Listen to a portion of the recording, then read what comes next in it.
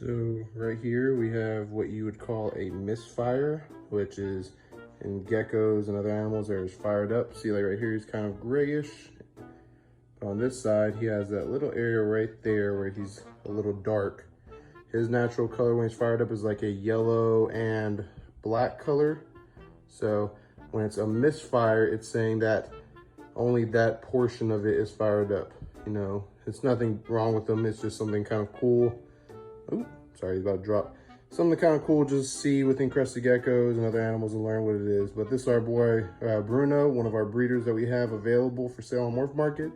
If you are interested in him, then definitely go check our Morph Market out. Link in our bio. And yeah, he's waving goodbye.